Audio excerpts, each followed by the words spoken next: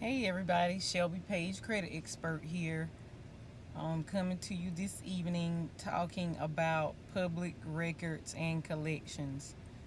Um, because of my own personal financial struggles, my family, I am very passionate about credit and financials in general, keeping it in order and being prosperous in life, having a healthy retirement savings, so forth and so on. But when it comes to credit, it seems to be the number one reason why most people are not able to prosper. They're paying too much for their house, too much for their car, or they're not even able to save to be able to buy a house and a car. So I felt like it was very important to talk about public records and collections because they're the number one thing that plagues credit reports today. They plummet your score. Um, they're located right under your personal information on your report. Usually, you have your name, your personal information, your collections, and it may depend on what bureau or which company you use to pull your report where they list it. But usually, the public records are right under your personal information. Collections most of the time are spread out throughout the report, listed along with all your other accounts, whether they're in good standing or not. Um, what is a public record? Public records are filed against you when you've been sued. Most people don't even know it a lot of times. Sometimes you do know, but if you've been sued, if someone filed a judgment against you, you have a tax lien or any thing of that nature, it will be listed in the public record section of your credit report, and that is searchable by anyone, so anybody can have access to that information. A collection account is usually an account that you went bad on. It was reporting monthly on your credit report, and you did not pay it for whatever reason. Maybe you lost your job, you got fired, you quit, you changed, you relocated. There are 1,000 reasons why people go bad on accounts, but nonetheless, it affects every credit report the exact same way. A collection can take your score down anywhere from 60 to 80 points each. So you could have very good accounts reporting on your credit and still have a low score because of public records and collections. The key to public records and collections is avoiding them altogether. They're a lot harder to avoid than to clean up. Not saying that it's impossible. Every case is different. Every account is different. So I can't advise you on your personal situation. But again, the best advice for anybody is to avoid getting a public record or collection. If you know you owe a company, please work something out with them. If you work out a payment plan and they accept the payment plan, they cannot place the account on your credit report as a public record or collection. That means that they have accepted your offer to pay them.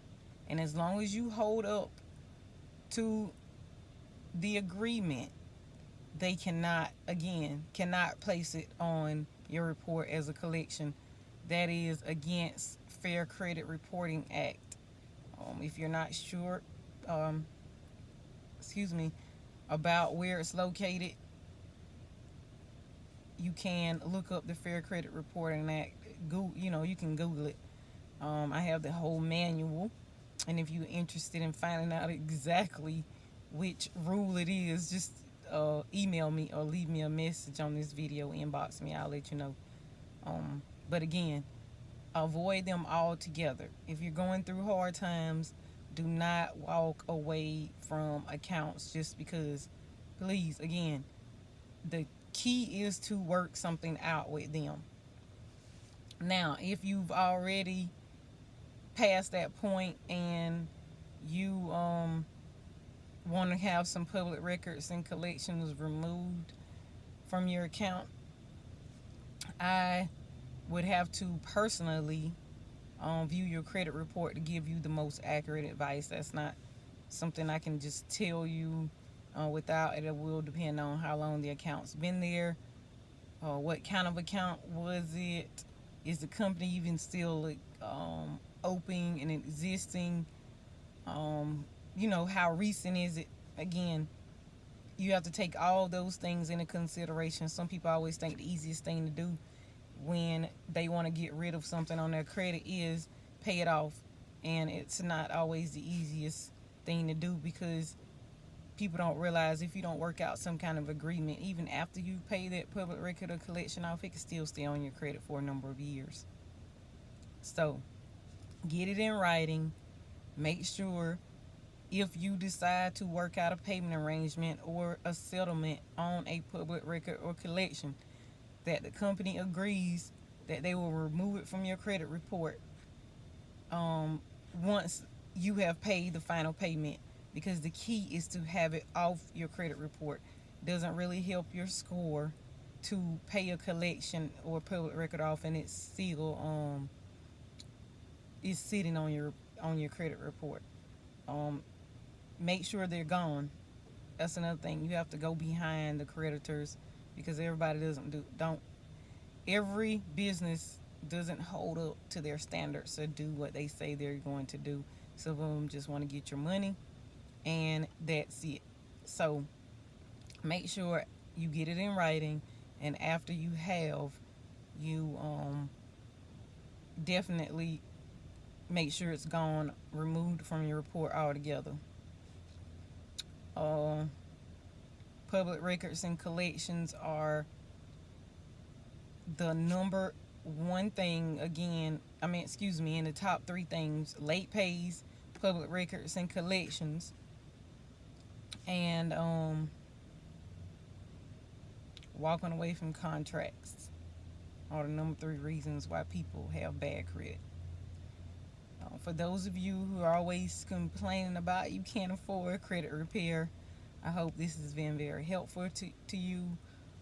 Again, I will keep sharing videos on this page, and the same videos will be uploaded to YouTube. So if you're not able to follow on Facebook, catch us on the YouTube channel, Shelby Page Credit Expert.